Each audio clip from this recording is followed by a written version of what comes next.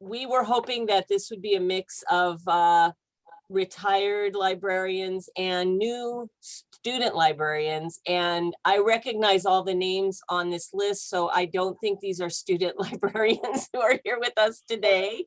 And if I'm wrong, please let me know. So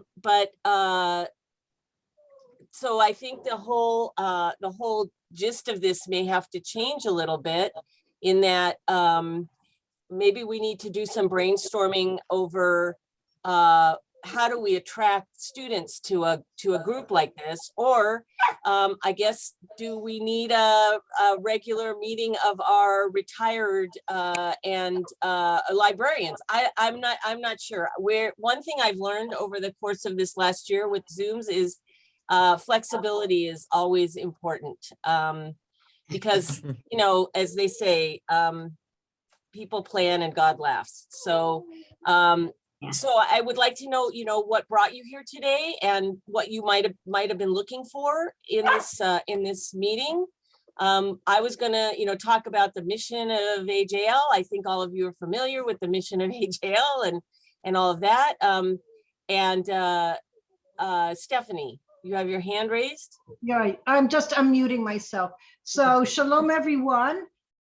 Just to reiterate for those who may not know me so well, I've been a librarian at Yeshiva University since approximately 1987.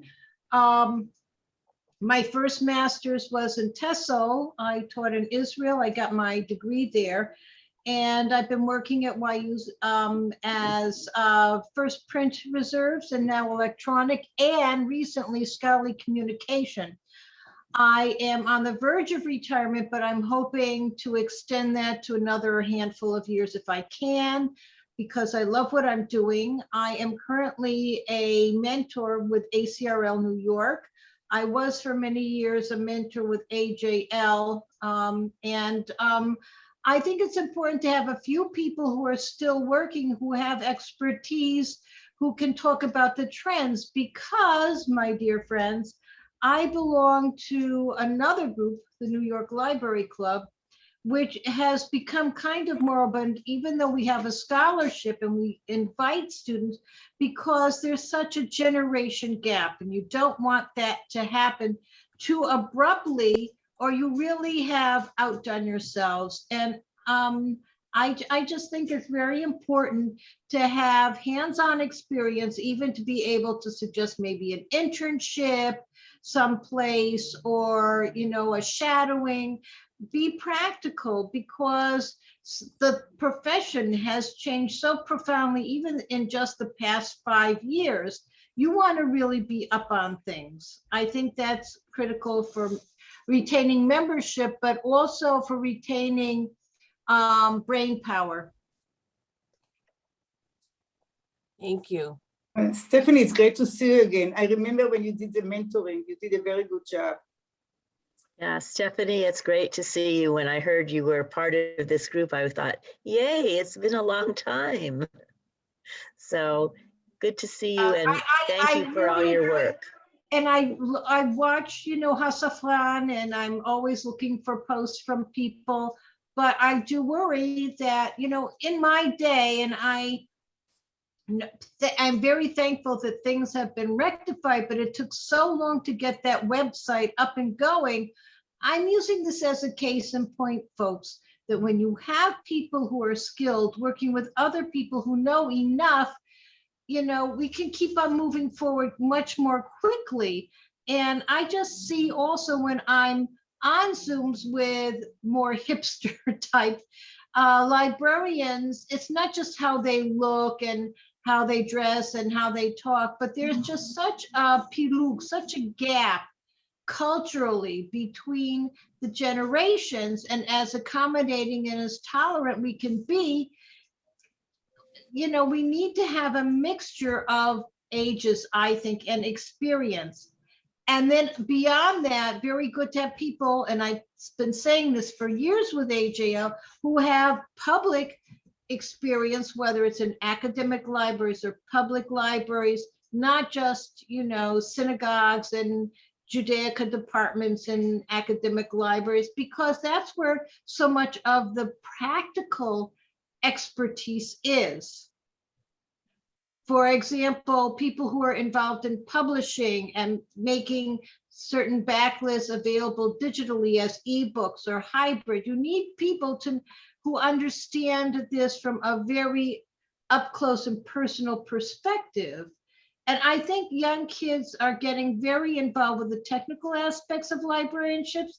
I think what we baby boomers have more to offer is also that personal touch and the real true blue librarianship aspects. It's not simply metadata and taxonomies and stuff like that. And I also worry, here's another point that I've noticed, that there aren't enough people fluent in Hebrew or Yiddish to really be able to deal in special collections and archives of Jewish languages, Ladino, Aramaic, whatever. I haven't seen much activity from this point of view, and that concerns me very much. Kathy, to answer your question, how to reach out to school students that are still in school, I thought maybe through Hillel. Through what? ALA? Hillel. Hello. Well, yeah, that's possible. I don't know. It's hard to really know. I think if people get on ALA Connect, which I'm on, SLA also special libraries, you might possibly IFLA. I just get the newsletter and I attend their webinars without paying an annual fee, but that's international. And now that we have so many online programs in library science, it's really important and imperative if we want to get, especially people who have interest in Judaica studies, and they don't necessarily have to be Jewish. I have worked with faculty who publish in linguistics, and some of their biggest fans are non-Jewish people who study the Bible, study archaeology, early Bible studies, etc. So, people have to know also how particular they are in the demographic. I've learned to be a bit more open-minded because I think that will help our organization, but I know the pitfalls of being too open.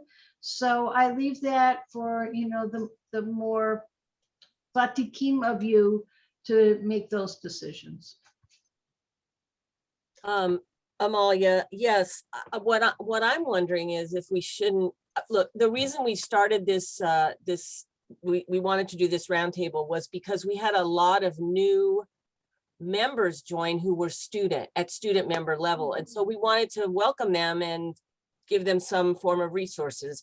I know that when Heidi sent out the invitations, I believe that she very specifically sent invitations to the student members that we have. But maybe that's not maybe the time of day. It's all, it's the crapshoot, quite honestly. So it's hard to know what's the perfect environment. Maybe what we need to do is plan something where we send an invitation to library schools to tell them that we're going to do a program in the fall or in the end of summer, right before school starts, with our senior librarians to talk to library students who might want to have some background or are interested in the Judaica side of librarianship. So Tina has a list of all the schools. Tina, because she does the scholarship, yes, she has a list already of all the schools. So that's yes. I was going to ask, would it make sense to suggest to the student members that form kind of a birds of a feather special interest group? I think in groups like ALA, they have new leaders or new librarians, discussion groups, so that they could speak amongst themselves and then plan events where they would interact or have panel discussions or, or even interact with the chair of the mentoring committee. But maybe they need a feeling of their own ownership and leadership. And that's what, usually it's like 1 to 5 years you're in the profession, or you could be a student and you're looking around for, also places to be an intern, jobs, people who are contemplating aliyah, that type of thing, anything. Mhm. I- Go ahead. Yes. Go ahead, Susie. I think that's a good idea. I think that the students probably would respond better if they had their own group. Yeah. But just in terms of outreach, one of the Yes. things that we used to do in HALSC is, I know Rhonda and I went and spoke at the different library programs. We were like a guest speaker for a day talking about Judaica librarianship. And maybe we could offer something like that as a virtual program, and that might bring more interaction with possible new students who may not know that there is such a thing as Judaic librarianship. Mhm. That's Susie, I kind of wonder what if we found. Susie, do you think it's possible to create a video kind of thing that we could send out to the schools? And then say, here's a short video to kind of introduce your students to the Judaic librarianship. And we have librarians who'd be happy to come and answer any questions, just sort of a promotional kind of thing. I think something like that is good, but I think a podcast would probably be better than a video. Okay, got it. A video is a little bit too static, I think, for what we want to encourage. Podcasts seem to be more in line of what they're doing nowadays for information, for quick information. I'm presenting this summer on a panel. I'm going to be talking about the repository, institutional repository at Yeshiva University. And I am thinking of maybe creating a post, possibly on Hasafran, asking people who are also running institutional repositories, what their interest levels might be, if they'd like to collaborate on some sort of, but I'm not a Judaica librarian yet. So I'm just putting it out to this particular group right now. That's my special interest. There are others who might have interests in other issues of librarianship that are attractive. It might be oral histories, it might be, consortium building or something like that. But when you have a topic that the students are also studying in their library schools, that makes things all the more pertinent, as far as even Hebraica cataloging versus other traditional forms of cataloging, and what are the requirements, what you need to be able, even if you're not employed at a synagogue or in a community center, to catalog books of Jewish interest, that type of thing too. In other words, you're going to be skills-based and trends-based. You have to know what the trends are, what the market is. If these are people who are just investing in an LIS degree or whatever their degree is called now, because some do knowledge management, some do information critical learning. You want to be able to tell them which courses to take, or are there places other than a 3-credit LIS course that will help them accomplish what they need to be able to accomplish. It may even be, you have Alma, you have different platforms and other technical aspects of the actual intellectual and academic sides of what they're doing that they should be aware of. But it really has to be kind of cutting edge, I think, to draw younger people who are just getting their degrees. And that is my humble opinion about it. Hmm. And I don't know how many qualified people we have, but that may be one way of getting more people involved if we can, you know, get people to run this. And besides House Up Front, are there other listservs that would give us that opportunity? I That- don't know. that- Go ahead, Etta. Yeah, that's what I was thinking. I mean, when I think of student librarians asking questions today, I think that I'm the one that will be asking them. I mean, Yes. yeah, Yeah. I still go to my grandchildren for help with the computer and things. But the idea of creating our own listserv and it being, I mean, the truth is, I have found that our Hassafran is magnificent. Anybody who Yes. really who posts a question of any sort, you know, I love retelling my story of somebody coming in the library and asking if Pirkei Avot was available in Chinese. And I posted it, and by the end of the week, I had a copy in my hand. Wow. From that's when we had I can't remember her name, but somebody in Singapore. Yeah. Right. But No. anyway, the point. What's that? Who? Yeah. Anyway, the point that I'm making is when I first saw the invitation from Heidi and the title calling this group the Sekhel group, I thought that was so cute, terrific.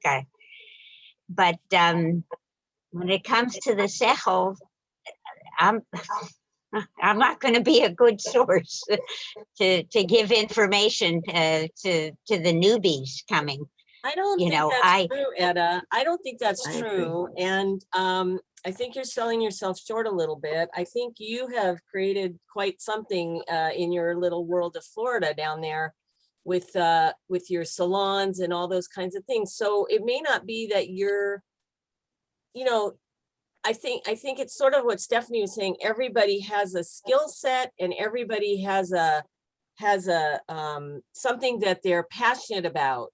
And I think the combined passions of the organization is what makes us so very helpful to everybody.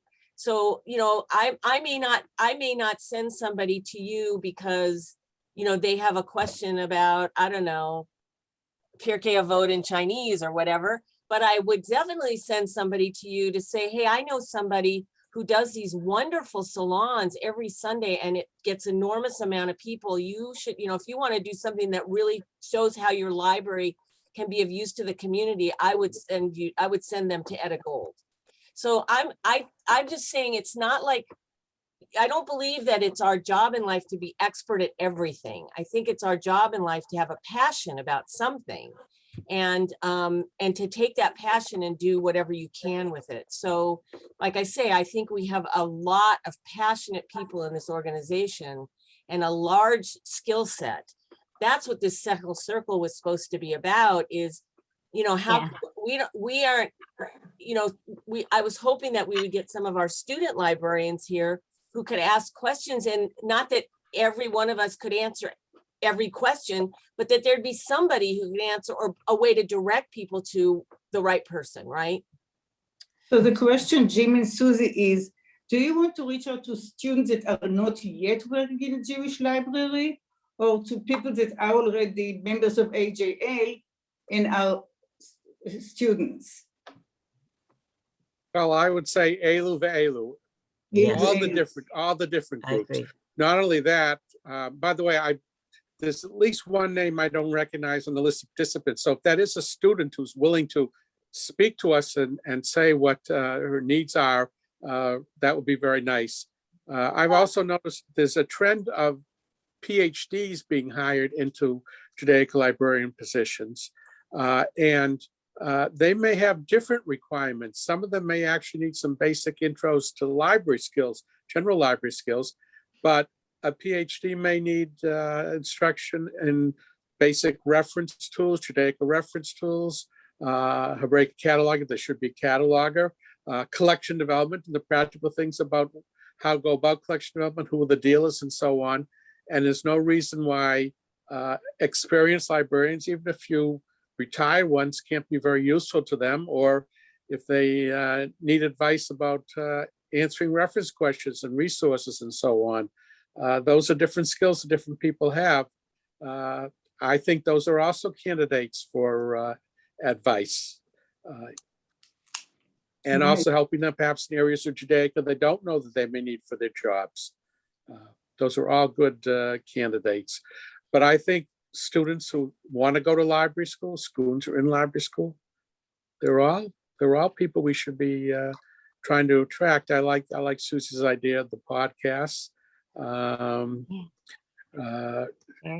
I don't think there's anything wrong necessarily with making a film also, but obviously there's only so much effort people can put in. So I think the podcast we should try.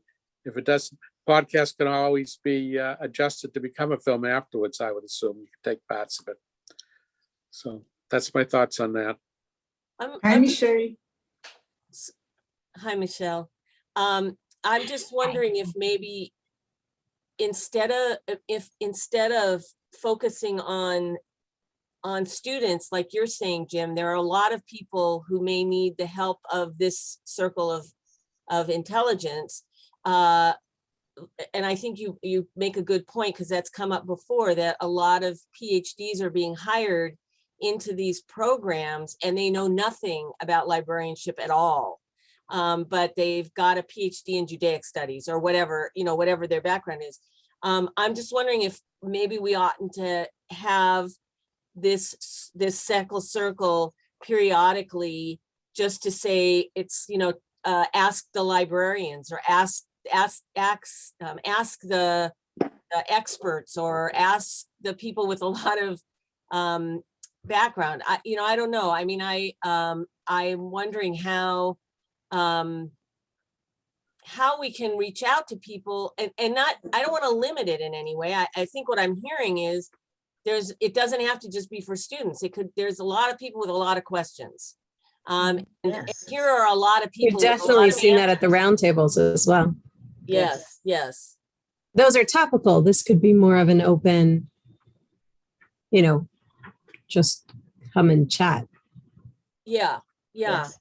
And you also have synagogue librarians who are volunteers who would certainly, I assume, welcome some guidance on what to put into the collections, how to present things, programs, things like that. They're not going to be going to library school, but they're serving a community. Yes. So should it be Absolutely. divided, like there will be one SSC, SSCPA, and one RS separate meetings because it's separate audience? So you No. can reach out to the people with PhDs. I don't know. I don't know if you One of the want to- things that we're finding with the roundtables is how much overlap there is. So I know that there's a roundtable that's coming up on digitization, and the reason that we organized that roundtable was because synagogue librarians wanted help. Synagogue librarians with archives, and there are many synagogues that have archives, wanted help figuring out how to digitize and make accessible their collections. So I think, having us interact with one another is actually really leading us to learn more. Sometimes there are things that should be more specific and make sense to be more specific, but if it's going to be an open session, I feel like it might be really helpful for both sides to hear from one another. That's Yeah, I agree, Michelle. I think that over this last year, if we found out anything in these roundtables, it's that there's a lot of overlap between RAS and SSCPL, and that the questions that one group is asking are not so far off from the other group. I think everybody looks for guidance, and it's very interesting to see the dynamics that come out of some of these meetings. Sometimes it's just a matter of people wanting to, just have some kind of community. And so they go to everything, you know, whether they're RAS or SSCPL, they don't care. They just want to be, you know, be able to talk to somebody, as I say, somebody who's not, they're not living with 24/7. They'd like to see a different face in front of them for a few minutes. Stephanie, did you have something? Yeah, I was going to say, you know, I think that at times I've seen also at YU, we have archives and special collections separate from the institutional repository. The repository being more for a place, a platform, a showcase, an e-portfolio venue for scholarship, both from faculty and from students, the archives being something else. But if people want to interact and share what they know about DSpace and Islandora and Digital Commons, that might be a topic where we could get 2 and 3 different roundtables together to talk about such issues. I don't know a lot about the technical back ends of Islandora and DSpace, but I do know about collection development, outreach, identifying stakeholders, developing policies, and different kinds of statuses. Is something an opt-out? Is it an embargo? Is it open access? What kind of consent forms to give to authors or their surviving relatives? So I would be very happy to be included, but I'm also saying, you know, this is the way forward in getting younger people who are being hired as, what's it called? Maybe not exactly new age librarians, but, you know, digital futures, that type of, in other words, more digital than necessarily face-to-face and print, or at least some sort of hybrid.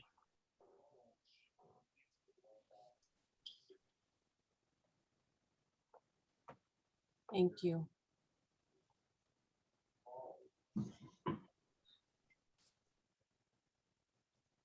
So it's still the question how to reach out to them. That's the major question right now. I know, and it's very hard to know. I mean, actually, we could put little, I mean, because I get these publications from B'nai B'rith and I get them from Hillel and all, you know, the Federation, is have little ads in their publications. You know, people used to put and they still do, a New York Review of Books or Jewish Review of Books. Here's one, Jewish Review of Books.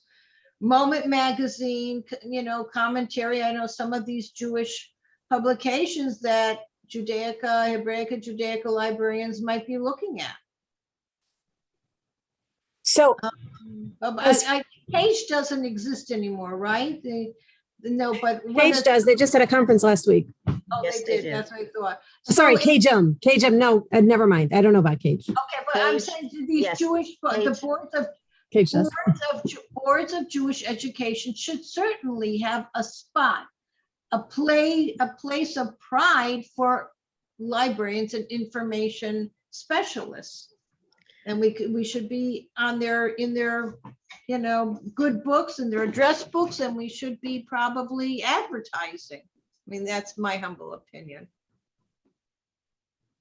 And in some cases we are. I mean, we have partnerships with some of the institutions, the organizations you mentioned. Okay. And I will say informally, just this year, sorry, Susan, and then I'll shut up. No, that's- I've spoken to maybe 5 students who are interested in becoming Judaica librarians who reached out to me. So it's not that there aren't people around, there really are. And they're finding mentorship, they're finding help in different ways. And certainly this year has exposed us as an organization in you know, exponentially yes. to how we've been able to work in the past. I mean, just FYI, Moment Magazine approached us to ask us if we would go into partnership with them on Oh, something. great. So So I look at that as a way of, as a sign that says, you know, our name is getting out there. People are realizing who we are. I know we're going to be speaking at the end of the month at a group in DC of Jewish educators or whatever. You know, I think that we're just getting the word out about what and who AJL is and what our contributions can be. So we now have liaisons with, you know, an alphabet soup of organizations. So, you know, that's also been very helpful to have people who, you know, we have a couple people with ALA, we have somebody with AJS, we have somebody with ATLA, we have somebody with CATHLA.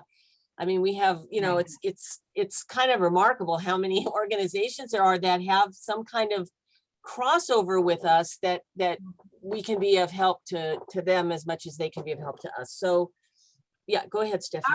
Are there library schools at universities that have a strong Judaica presence, either demographically or studies wise?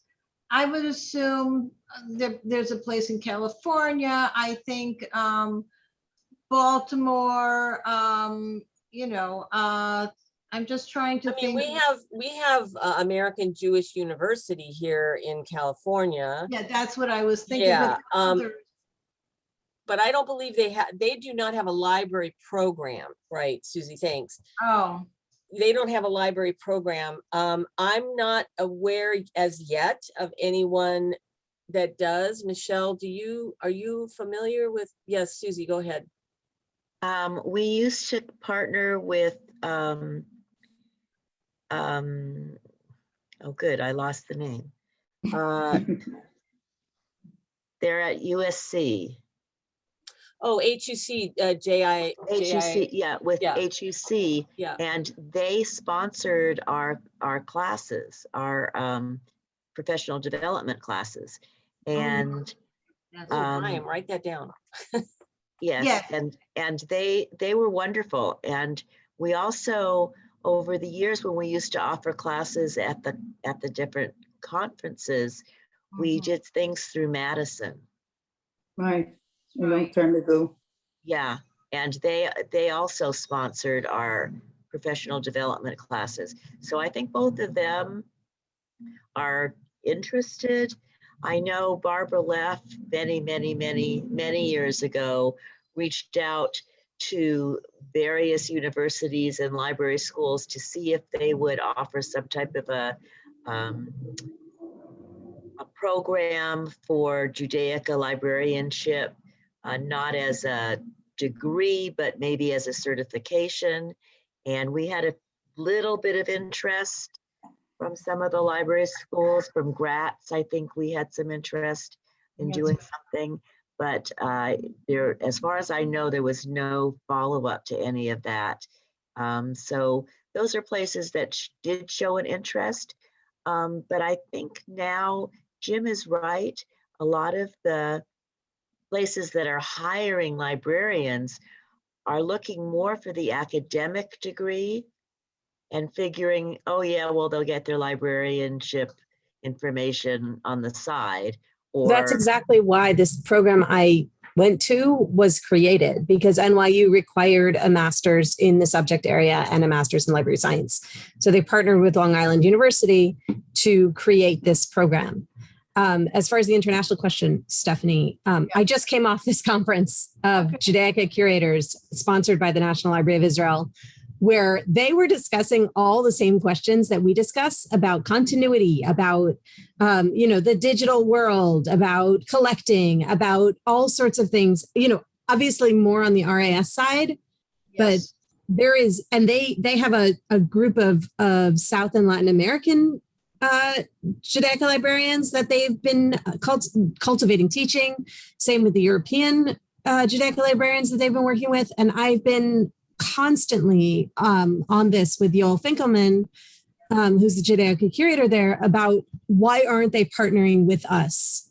And in the sessions that I was in and was able to speak in, I said this. I was like, hey, AJL is here. And I think this is an ongoing discussion. Again, one of the things that, Jim, you remember from one of the curators conference, that they called it the American Jewish Library Association. And it's not American. We have a German speaking roundtable in a few weeks because Kirsten Vanderkroon at Frankfurt asked if this was something AJL would be interested in sponsoring. And so all we're doing is letting them use our Zoom. But this is a way to bring people internationally into our organization. And we're very much committed to this. I'm so glad. Stephanie, did that answer your question? Yeah, I'm very happy to hear it. But I would second the comments about how this past year mandating much more Zoom has helped us really reach out. I gave a presentation this past October, and it focused on a scholar, a YU scholar whose papers his dissertation I processed for the repository, and I had over 30 people, and I would say at least half of them would never have shown up on the Washington Heights campus. I got people from Turo, I got people from Dorot, I got people from JTS. It was just wonderful, and I felt not only so much more appreciated, but I was able to really interact with these people and gain knowledge, and it was just so helpful to me. And I certainly think back on, the glorious days of conferences, in convention halls and whatever, but the expense and the traveling and I just not up to it unless it's here in New York. And I just think being able to have an international forum, I did about 11 years ago, go to Oxford, and I met with people there and from the British Association, the British Library Association, who are Judaica people, and that was really great. And then a couple of times Vanessa Friedman came and spoke at AJL, and that was very, very good. But I guess I really miss hearing more people from Israel too. I don't feel there's enough Ivrit, enough Hebrew in our organization, enough material. It kind of disappoints me. I'm not a big Zionist, but I'm very much a proponent of Hebrew education and literature and language, and I would like to see that more represented. So that's my 2 cents. You.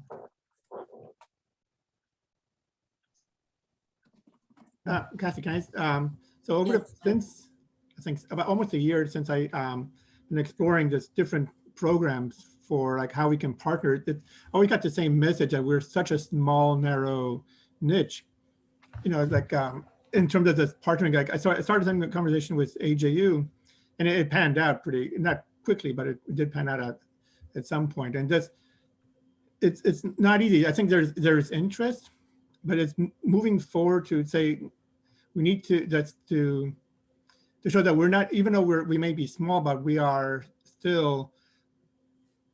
I'd say not important, but many libraries do have the Judaica collection. It doesn't have to be Hebraica necessarily, but as since I started doing more of our books, a number of librarians have been reaching out to ask me to help them with their cataloging because they don't have a Hebraic librarian on staff. That's I think the idea of that we have a skill that very few people have, and just promoting that as much as possible. Even though we're a narrow niche, we have those skill sets that not everybody has. When I was at Indiana University, only one other person showed interest in Judaica librarianship. That was Danielle Winter, and I introduced her to AJL. And it's just, and I would talk to the Jewish Studies department, and then asking, can we do like a joint program? They said no, there's just not enough interest. I think that's, and sometimes people come to like. Did he freeze? He froze. Yes, I have to look and see if I froze, but I didn't freeze, so I think it's Chaim. He'll be back in a second. We are working hard to try and figure out how to have more ongoing, continuing education kind of programs outside of like our conferences or our roundtables, something where people can get some kind of credit. And Chaim is trying to find an organization to work with us on that. It's not easy. It's just not easy. So, and we aren't at this moment, we're growing. Thank God we're growing, but we're not huge, right? We're not AJS, we're not ALA for sure. So, but again, we've got a lot. I don't think we need to be. I don't think we need to be huge. I think we just need to be, the fact that, like the grandparents organization approached us because they recognize that we're the leading authority in Czech librarianship. Yes. Things like that where AJS has approached us about certain things that are under conversation now that they know that we exist. So a lot of those conversations are starting to happen, I think. And a lot of that is because of this year on Zoom. Yeah, I mean, for all the hardships of this pandemic and all of that, the good news about that is that AJL has managed to just really be, really we get to see each other a lot more often, and I think the virtual conferences have been extremely helpful in that. I was going to say, we have a special time during the conference when, it's specifically for international librarians. And last year's conference, it was very well attended. I thought we had about 30 or 35 people there. It was at an ungodly hour of the day for me. It was like 8:30 Eastern time. And I got up out of my bed at 5:30 and rolled on over to see everybody. But I wanted to make sure I saw everybody, and it was just fascinating. I mean, we have members all over the world. Very, very exciting. Okay, Chaim, you're back. Okay, so I don't know where I left off. I'm sorry. The internet's been terrible at home here when you have a whole family working. So it's, let me just say that we are an arrow. One of the things I've discovered that we are an arrow. So although there was interest expressed in terms of partnering with others, it panned out. That's one thing I've noticed. But also, I remember when I was, I don't know if I mentioned this, but at Indiana University, I was talking if it can be like a joint ML, Jewish Studies MLS program. They said there's not enough students to justify a full partnership with that. And but anyway, that's the idea of but we are, a group that has a unique skill set, and I think we always will be viable. That's as I discovered this past year. But making it go beyond our circle and bringing more people in is not as easy as I thought it would be this past year. But one way of promoting things is really through, I think, social media a lot more, and aiming at specific circles, Twitter and Facebook especially. I think that's been helpful. Like, what was it? The last program we did when with Rashad Chapliski's book, we had a pretty nice international group coming in. And I think, and I aimed a lot of it towards the English crowd too. And we had quite a nice representation. I think that's one way of doing it. I think maybe doing it in piecemeal fashion, through the courses, one by one, and building up more interest like that. Yeah. But I don't know if I mentioned, but AJU seems to have panned out with the Okay, yeah, you said. Yeah. Okay. Maybe we should try HUC. Yeah, I wrote that down. So I'm going to try them next. Yeah. And we have a meeting tomorrow. We'll see where that goes. Yeah. Go ahead, Edda. How about the Yiddish Book Center? They have a summer program where they have college kids come for the summer and work and get, and since it is a book center with a focus on books, I mean, the thing that made me think of it was, Chaim, you referred to Danielle Winter, and she spent many years there at the Yiddish Book Center, and I think it inspired her. Eitan Pensky was at the Yiddish Book Center before moving to Stanford. Yes. Who? So Eitan. Eitan. Oh, Eitan. Oh, So yeah. maybe we could maybe Eitan could help us if he has connections over there. Yeah. I'm just gonna say, because I rarely can keep my mouth shut. When we went on a tour of the Yiddish Book Center after the Boston conference, Yes.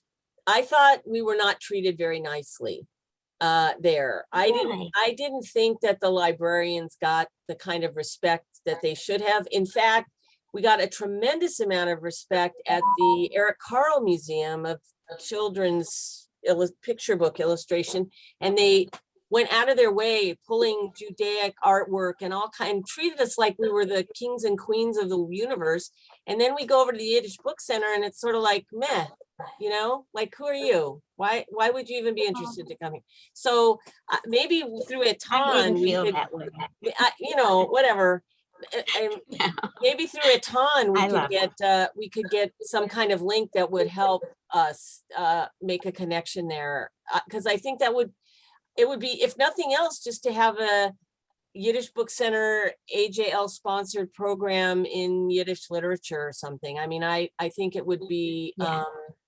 interesting. I think it'd be interesting. You know, Yeah. it's now this year that we have Miriam Udell's book that's being awarded. Exactly. I think that's a Oh, nice that's stepping right. stone for a nice connection to Yeah. Yiddish Book Center and Yes. and anything Yiddish too, YIVO and other places. Yes. I wanted, Stephanie mentioned the Center for Jewish History, and I think that's a great potential partner. They did the at the source training for graduate students to use archival materials. That was partially Rothschild funded, but Columbia was involved with that. And it wasn't just training people to be librarians, but training researchers to use libraries. And I think that that's something that we should be on board with. I'm on their academic advisory board, so you know there's a little bit of an in there, but it has to make sense. Yeah. Well, it all has to make sense. But- Kathy, I think that we were trying to target certain audiences we didn't target. And right now, let's concentrate first on the United States. And I think we have to do 2 separate meetings on the East Coast and the West Coast, and both of them in the evening.